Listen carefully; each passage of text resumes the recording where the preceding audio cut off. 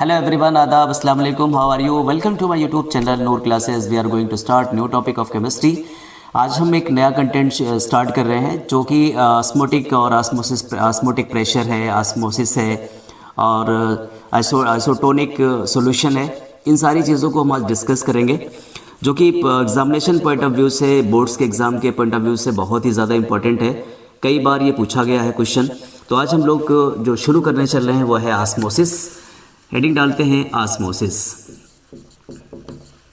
Osmosis का मतलब होता है परासरण। और ये परासरण क्या होता है, चूँकि हम लोग बचपन में या छोटे क्लासेस में हम लोगों ने पढ़ा है, डिफ्यूज़न एक पढ़ा है।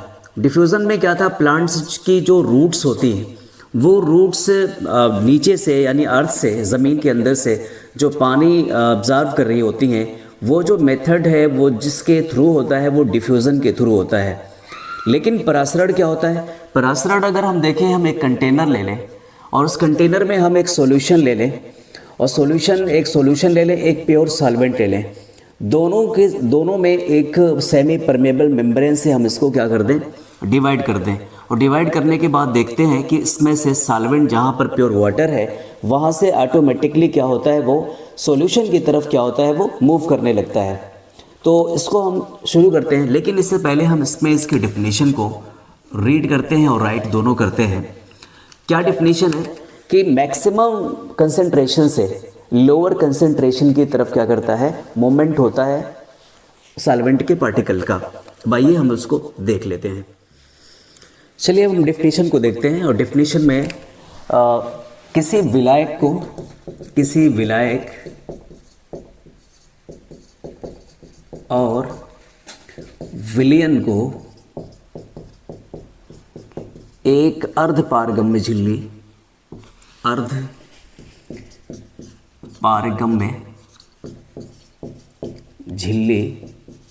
जिसको हम इंग्लिश में कहते हैं सेमी परमेएबल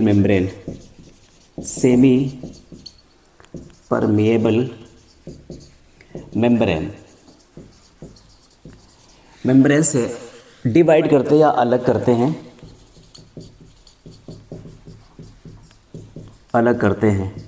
परंतु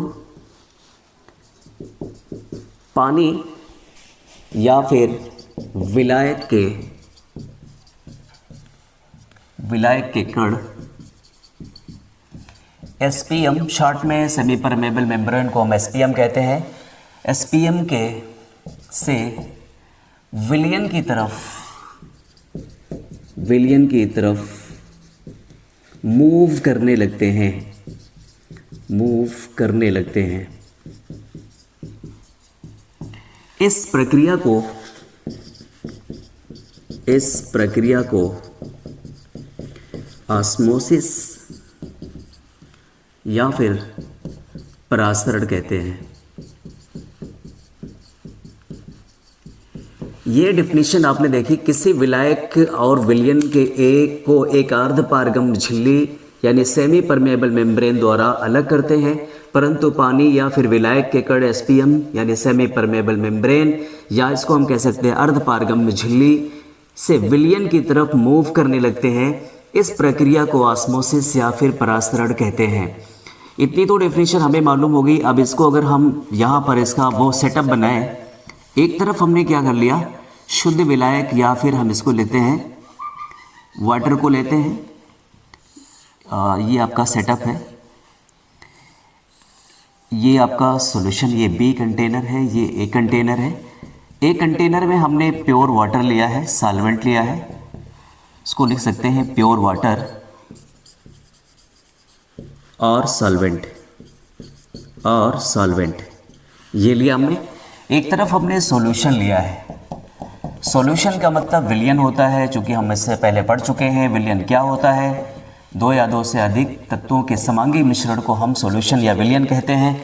इसमें सॉल्यूशन में चूँकि दो चीज़ें होती हैं, सॉल्यूशन में सॉल्वेंट भी होता है, सोल्यूट भी होता है, दोनों को मिलाकर ही सॉल्यूशन बनता है। इसको हम लिखते हैं सॉल्यूशन, और इस सॉल्यूशन बराबर होता है सॉल्वेंट प्लस सोल्यूट।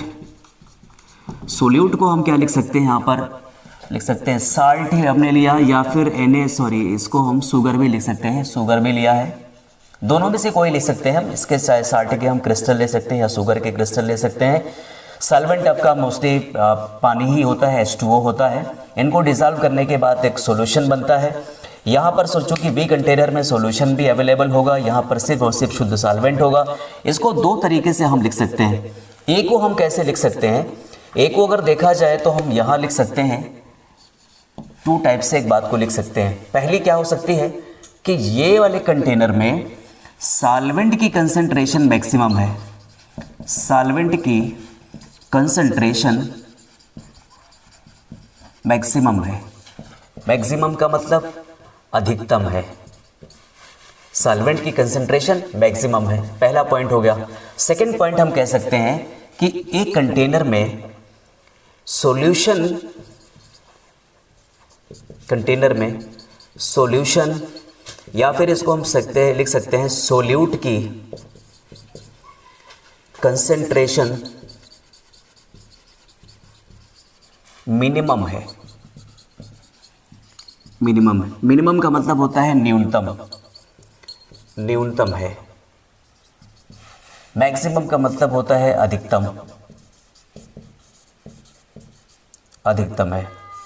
दो चीज़ हमने लिखा, हमने एक लिखा एक कंटेनर में चूंकि सिर्फ और सिर्फ इसमें सॉल्वेंट होता है तो ये प्योर सॉल्वेंट होता है, उसकी कंसंट्रेशन मैक्सिमम होती है। कंसंट्रेशन सेंस ऑफ हम समझ सकते हैं कि यहाँ पर अमाउंट इसकी ज़्यादा होती है, सॉल्वेंट की अमाउंट मैक्सिमम होती है यानी ज़्यादा होती है। इसी कंटेनर ए में हमने देखा कि सॉल्यूशन या सोल्यूट की कंसंट्रेशन मिनिमम होती है यानी बहुत कम होती है, नेग्लिजिबल होती है। इसको हमने एसपीएम, एक एसपीएम के ज़रिए से जोड़ दिया है, अलग किया है। ये एसपीएम होता है। एसपीएम का मतलब होता है सेमी परमेबल मेम्ब्रेन। यहाँ मैं इसको लिख रहा हूँ, इंग्लिश में इसका फुल फॉर्म होता है semi permeable membrane. Semi permeable membrane होता है। हिंदी में इसको हम कहते हैं अर्धपारगम्य झिल्ली, अर्धपारगम्य झिल्ली। झिल्ली को, मेम्ब्रेन को हम झिल्ली कहते हैं, परमेबल को पारगम्य कहते हैं, सेमी मीन्स होता है अर्ध। अब ये सेमी परमेबल मेम्ब्रेन क्या करता है? अपने में से सॉल्वेंट को तो जाने देता है पर सोल्यूट के कण को, सोल्यूट के पार्टिकल को जाने नहीं देता है। इसी को हम सेमी परमेबल मेम्ब्रेन कहते हैं। जैसे सपोज दैट तमाम ऐसी, चाहे वो ऐसी सेल्स हैं, उन सेलों में भी यही चीज़ें होती हैं। सॉल्वेंट को पास करता है पर सोल्यूट के कण या पार्टिकल को पास नहीं करता है। पास करने का मतलब ब्रैकेट में इसको हम लिखते हैं गुजारना या जाने देना, जाने। सोल्यूट के कण को पास यानी गुजारता नहीं है, को नहीं, यहाँ हम लिखते हैं नहीं पास होने देता है। यानी एक तरीके से तो हम इसको कह सकते हैं कि सॉल्वेंट है, सॉल्वेंट का फ्लो जो होगा वो मैक्सिमम कंसंट्रेशन से लोअर कंसंट्रेशन की तरफ होगा, लोअर कंसंट्रेशन की तरफ होगा, लोअर कंसंट्रेशन की तरफ होगा।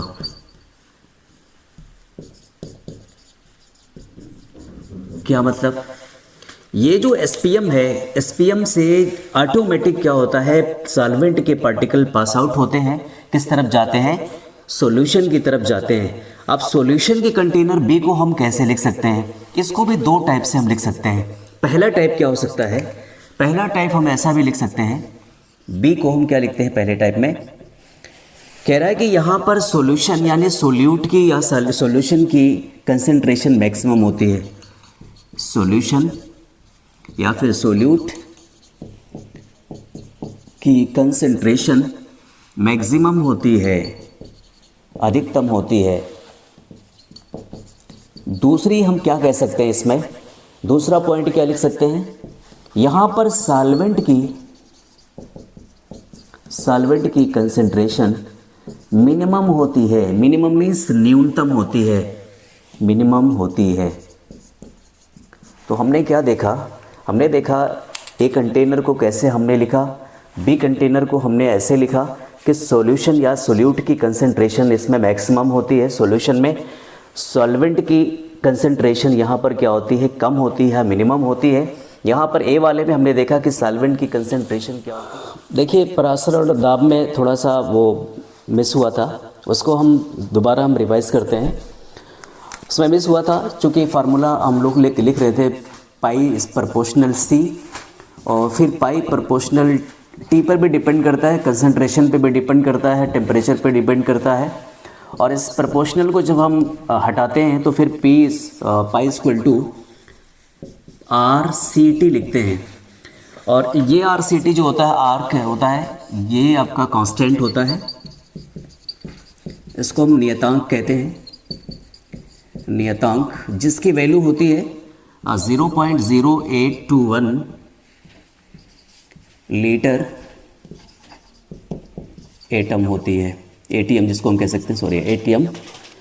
अब इसको हम कैसे लिख सकते हैं, चूँकि डिपेंडेंसी क्या होती है, कंसंट्रेशन पे डिपेंड करता है, टेम्परेचर पे डिपेंड करता है। टेम्परेचर को अगर देखा जाए तो यहाँ पर टेम्परेचर अगर हम ज़्यादा देते हैं तो इसकी काइनेटिक एनर्जी क्या होगी, पार्टिकल्स की काइनेटिक एनर्जी बढ़ जाएगी, इंक्रीज़ कर जाएगी, जिससे क्या होगा, वो सॉल्वेंट के पार्टिकल्स क्या करेंगे, मिनिमम कंसंट्रेशन, सॉल्यूशन के मिनिमम कंसंट्रेशन से हायर कंसंट्रेशन की ओर मूव करने लगेंगे। और जो अतिरिक्त प्रेशर जो हम लगाते हैं, एक्सटर्नल प्रेशर लगाते हैं, उसी को हम परासर दाब या ऑस्मोटिक प्रेशर कहते हैं। अब ये जो होता है आर आपका कांस्टेंट 0.821 है, 0.0821 लीटर एटीएम होता है। एटीएम का मतलब होता है एटमॉस्फेरिक प्रेशर होता है। अब इसको हम कैसे देख सकते हैं, इसको और भी हम अगर डिफाइन करें तो आगे लिख सकते हैं सी बराबर क्या होता है, सी इक्वल टू होता है मोलरता। मोलरता का मतलब क्या होता है, या फिर इसको हम कंसंट्रेशन भी लिख सकते हैं, कंसंट्रेशन, या फिर इसको हम सांद्रता भी लिख सकते हैं। सांद्रता इक्वल टू होता है मोलरता, और मोलरता को आप क्या लिख सकते हैं, N/V लिख सकते हैं। N/V का मतलब क्या है, यहाँ पर N इक्वल टू होता है सोल्यूट के मोलों की संख्या, सोल्यूट के मोलों की संख्या या number of solutes of mole, और यहाँ पर V जो होता है वॉल्यूम ऑफ सॉल्यूशन। अब इसको हम क्या कर सकते हैं, यहाँ लिख सकते हैं पाई इक्वल टू लिख सकते हैं R, C की जगह पे हम लिख सकते हैं N/V, यहाँ लिख सकते हैं R और T। ये हमने क्या लिखा, ये परासरण दाब हुआ, परासरण दाब का ये फार्मूला हमने लिखा, ये फार्मूले हैं, और हमने इसको और भी डिराइव किया और भी डीपली स्टडी किया। तो पाई इक्वल टू क्या होता है, N/V CRT। चूँकि क्या लिख सकते हैं हम, चूँकि C इक्वल टू होता है N/V, चूँकि C इक्वल टू क्या होता है, N/V। अब हम लोग चलते हैं एक अलग टॉपिक की तरफ चलते हैं, जो कि है समपरासी विलयन, जिसको हम आइसोटोनिक कहते हैं। हम लोग स्टडी करेंगे आइसोटोनिक को भी, हाइपरटोनिक को और हाइपोटोनिक को भी हम लोग डिस्कस करेंगे। इसमें हमें देखना क्या है, सबसे पहले आइसोटोनिक को हम लोग स्टडी करेंगे। तो चलिए हम लोग शुरू करते हैं। आइसोटोनिक, हेडिंग डालिए, सभी लोग हेडिंग डालिए, इसको स्क्रीनशॉट ले लीजिएगा। आइसोटोनिक, आइसोटोनिक ऐसे विलयन, हेडिंग डालिएगा आइसोटोनिक, ऐसे विलयन जिनके परासरण दाब या फिर इसको हम कह सकते हैं ऑस्मोटिक प्रेशर, ऑस्मोटिक प्रेशर समान होते हैं, इक्वल होते हैं, समान होते हैं, आइसोटोनिक और समपरासी विलयन कहते हैं। समपरासी विलयन,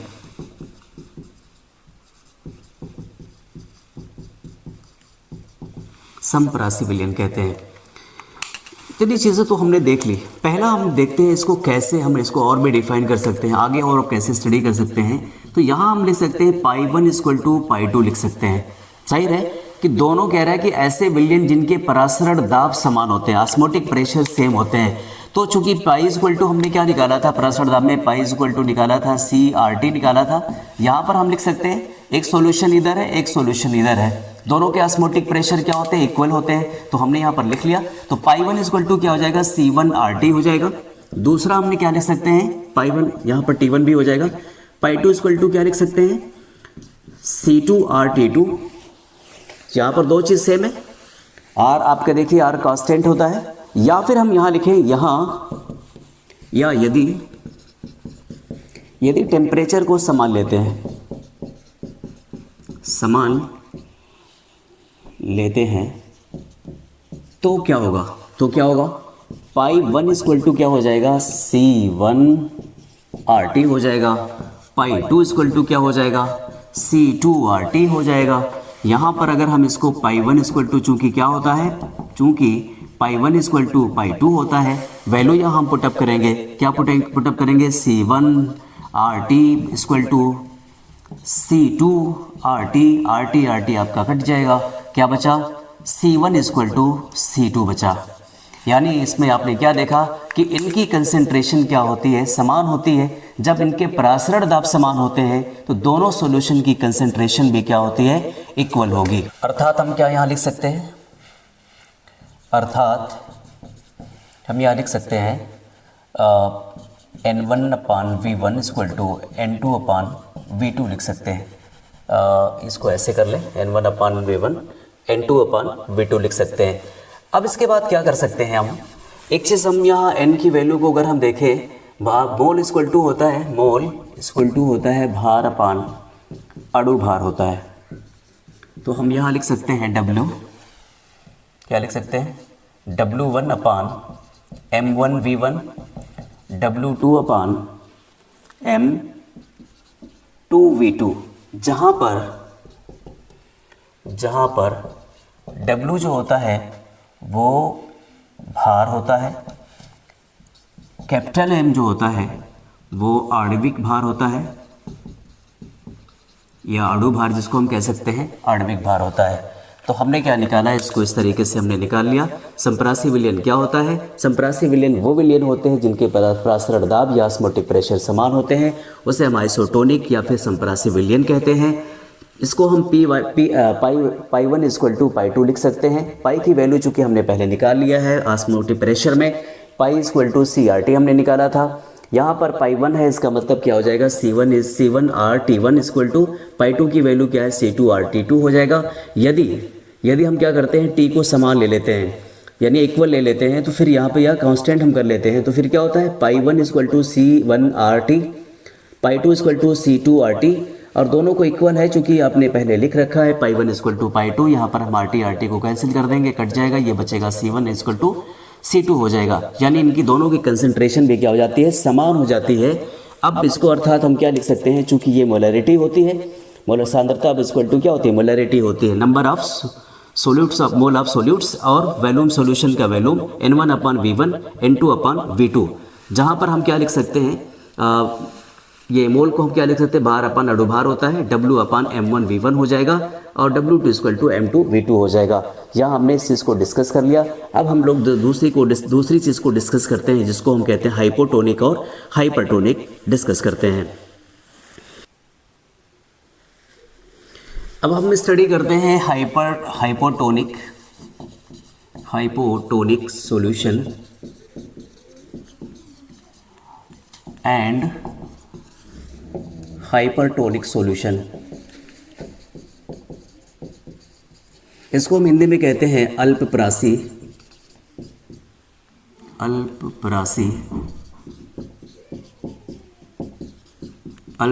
विलयन। इसको हम कहते हैं अतिप्रासी विलयन कहते हैं। ऐसे सॉल्यूशन जिसमें परासरण दाब कम होता है, इसका परासरण दाब कम होता है, उसको हम अल्पप्रासी विलयन कहते हैं। जिसका परासरण दाब ज़्यादा होता है उसको हम कहते हैं हाइपरटोनिक या फिर अतिप्रासी विलयन कहते हैं, जिसे मान लेते हैं यहाँ पर pi 1 equal to pi 1 is greater than pi 2। ये वाला सॉल्यूशन जो होगा वो अल्पपरासी होगा, अल्पपरासी होगा, चूँकि इसकी जो कंसंट्रेशन थी वो इसकी कंसंट्रेशन कम है। ये अल्पपरासी विलयन होता है, ये क्या होता है, इसको हम कहते हैं अतिपरासी विलयन, अतिपरासी विलयन कहते हैं। इंग्लिश में अगर लिखें इसको हम कहते हैं हाइपरटोनिक, हाइपरटोनिक सॉल्यूशन, और इसको कहते हैं हाइपोटोनिक, हाइपोटोनिक सॉल्यूशन कहते हैं। तो हमने क्या जाना, हमने ये जाना कि ऐसे विलयन जिसमें, ऐसे विलयन जिनकी परासरण दाब कम होता है उसे हम अल्पपरासी विलयन कहते हैं, जिनका परासरण दाब ज़्यादा होता है उसको हम अतिपरासी या फिर हाइपरटोनिक सॉल्यूशन कहते हैं। अब इसके बाद हम लोग अलग एक लास्ट टॉपिक आ जाए। आज का जो लास्ट टॉपिक है वो है प्रतिलोम यानी प्रतिलोम परासरण, या फिर इसको हम कहते हैं रिवर्स ऑस्मोसिस कहते हैं, रिवर्स ऑस्मोसिस कहते हैं। रिवर्स ऑस्मोसिस का हम दैनिक जीवन में बहुत ज़्यादा यूज़ करते हैं, हमारे दैनिक जीवन में, डेली लाइफ में। चूँकि पानी जो होता है वो बहुत ज़्यादा प्योर होता नहीं है, जो ज़मीन से निकाला जाता है तमाम इस तरीके से केमिकल पोल्यूटेंट्स की वजह से या फिर और भी प्रदूषण की वजह से क्या होता है, पानी प्रदूषित हो जाता है, इम्प्योर हो जाता है। उसकी वजह से आरओ का इस्तेमाल किया जाता है, जिसको हम कहते हैं रिवर्स ऑस्मोसिस कहते हैं। अब ये जो रिवर्स ऑस्मोसिस होता है, प्रोसेस बिल्कुल सेम परासरण दाब जैसी होती है, पर इसमें हम क्या करते हैं, एक अतिरिक्त दाब यानी जो दाब आप लगा रहे थे उससे ज़्यादा यानी उसके अतिरिक्त और दाब लगा देते हैं, और वो जो डायरेक्शन थी उसकी, पानी की जाने की डायरेक्शन या सॉल्वेंट की पार्टिकल्स के जाने की डायरेक्शन थी, वो डायरेक्शन चेंज हो जाती है। सपोज दैट अगर हम इसको फिर से एक सेटअप बनाएं और उस सेटअप को देखें तो कुछ इस तरीके से सेटअप इनका है, पहले जैसा था वैसे ही है सेटअप। यहाँ पर हमने सेटअप को ऐसे बना लिया, एक एसपीएम हमने रखा यहाँ पर, जिसको हम कहते हैं सेमी परमेएबल मेम्ब्रेन कहते हैं, एसपीएम। इसको हमें अलग पेन से मेंशन करते हैं। ये है आपकी है एसपीएम। यहाँ पर आपका बी कंटेनर है जिसमें आपका सॉल्यूशन था, सॉल्यूशन मैं यहाँ नीचे लिखता हूँ, सॉल्यूशन है। यहाँ पर सॉल्यूशन की कंसंट्रेशन क्या होती है, हाई होती है, ज़्यादा होती है, मैक्सिमम होती है। ये आपका है सॉल्वेंट, ये सॉल्वेंट है, यहाँ पर प्योर सॉल्वेंट रखा हुआ है यानी पानी रखा हुआ है। इसको हम इस तरीके से मेंशन करते हैं, दिखाते हैं। ये देखिए दोनों को हमने दिखाया, और ये यहाँ पर है, ये इसको थोड़ा सा बढ़ा देते हैं। यहाँ पर पाई हमने एक प्रेशर लगाया था पहले, जब हम ऑस्मोटिक प्रेशर पढ़ रहे थे तो वो नीचे की तरफ, इस तरफ हमने किया था, इस जो ये सॉल्वेंट के पार्टिकल इधर आ रहे थे उसको रोकने के लिए जो हमने प्रोसेस किया था उसी को हम परासरण दाब कह रहे थे। पर अब इसके अलावा रिवर्स ऑस्मोसिस में क्या होता है, रिवर्स ऑस्मोसिस में हम यहाँ लिख देते हैं रिवर्स ऑस्मोसिस, रिवर्स ऑस्मोसिस, इसको कहते हैं प्रतिलोम परासरण, प्रतिलोम परासरण कहते हैं। जब ये हम प्रेशर अतिरिक्त देते हैं, यानी पहले तो इसकी डायरेक्शन किधर है, ये डायरेक्शन इनकी इस तरफ है। क्यों, ये कह रहे हैं कि परासरण दाब वो दाब होता है जिसमें कहते हैं लोअर सॉल्यूशन कंसंट्रेशन, यानी ये जो विलयन है, जाहिर ये सॉल्वेंट है, इसमें विलयन की मात्रा बहुत कम होती है। या तो एक तरीके से हम ये भी कह सकते हैं कि सॉल्वेंट के पार्टिकल क्या होता है, एसपीएम के द्वारा सॉल्यूशन की तरफ जाता है, यानी हायर कंसंट्रेशन से सॉल्वेंट लोअर कंसंट्रेशन की तरफ मूव करता है। या फिर दूसरे शब्दों में हम कह सकते हैं कि सॉल्यूशन के निम्न सांद्रण वाले से अधिक सांद्रण वाले सॉल्यूशन की तरफ जाना जो होता है वो परासरण कहलाता है। जो दाब लगाते हैं वो दाब क्या करता है, वो रिवर्स करता है यानी रोक देता है, उसको हम परासरण दाब कहते हैं। पर यहाँ पर जो पाई आपने लगाया है, ये पाई उससे ज़्यादा, जब हम पाई से ज़्यादा प्रेशर लगाते हैं, एक पाई हम जो लगाया यहाँ पर, उसके अतिरिक्त हम और दाब लगा देते हैं, जिससे कि इसकी डायरेक्शन जो इस साइड में थी सॉल्यूशन की तरफ थी वो चेंज हो जाती है। वो क्या हो जाती है, वो चेंज हो जाती है। और हम ये देखते हैं, हम यहाँ अगर एक कंटेनर लगा लें, यहाँ पर एक कंटेनर लगा लें, छोटा सा कंटेनर लगा लें, यहाँ से जो इस सॉल्यूशन में पानी था अब इस सॉल्यूशन से पानी जो सॉल्वेंट है वो सॉल्वेंट छन कर इस तरीके से इस कंपार्ट यानी इस कंटेनर में आएगा और यहाँ से पानी इधर निकल आएगा। इस पूरी प्रोसेस को हम क्या कहते हैं, रिवर्स ऑस्मोसिस कहते हैं या प्रतिलोम प्रसारण कहते हैं। हमने दैनिक जीवन में क्या चीज़ देखी कि रिवर्स ऑस्मोसिस में आरओ का बहुत ज़्यादा इस्तेमाल लोग करते हैं। अब घरों में सारे लोगों के घरों में तकरीबन क्या है, आरओ यूज़ होता है और ये इसकी प्रोसेस होती है। समुद्रों का पानी या फिर नदियों का पानी को प्योर करने के लिए शहरों में, ख़ासतौर से शहरों में सिटीज़ वगैरह में पानी कम होता है, वहाँ स्टोर हार्वेस्ट कर नहीं सकते हैं या ज़्यादा नहीं हो पाता है। उसकी वजह से क्या होता है, वहाँ पर ये रिवर्स ऑस्मोसिस की प्रोसेस के थ्रू पानी को प्योर किया जाता है, चाहे वो नदियों का रिवर्स का पानी हो या सी या ओशन का पानी हो, इस तरीके से प्योर किया जाता है। तो आज जो हमने टॉपिक्स पढ़े हैं, सबसे पहला टॉपिक हमने ऑस्मोसिस पढ़ा, सेकंड हमने ऑस्मोटिक प्रेशर पढ़ा, थर्ड हमने क्या पढ़ा, आइसोटोनिक, हाइपरटोनिक और आइसोटोनिक पढ़ा। ये सारे टॉपिक्स हमने पढ़े हैं जो कि एग्जामिनेशन पॉइंट ऑफ व्यू से बोर्ड्स के, ख़ासतौर से यूपी बोर्ड में ये ज़्यादा से ज़्यादा पूछे जाते हैं। ये इंपॉर्टेंट टॉपिक्स हैं, इनको आप फिर से एक बार रिवाइज़ करिए और अपनी कॉपी पे अच्छे से नोट्स बनाइए, शॉर्ट स्क्रीन लीजिए, जहाँ पर भी आपको डाउट्स लगे कमेंट्स करिए। अगर आपसे कुछ मिस हुआ हो उसको कमेंट्स करके बताएं, हम उस पर एक वीडियो ज़रूर बनाएंगे। अगर वीडियो अच्छी लगी हो तो लाइक करिए, सब्सक्राइब करिए, शेयर करिए और कमेंट्स करिए। आपके कमेंट्स का हमें इंतज़ार रहता है ताकि हमारा जो फीडबैक है वो हमें मालूम चले और जो हमारी वीडियोस हैं वो कंटिन्यूअस आती रहेंगी। Thanks for watching Noor classes.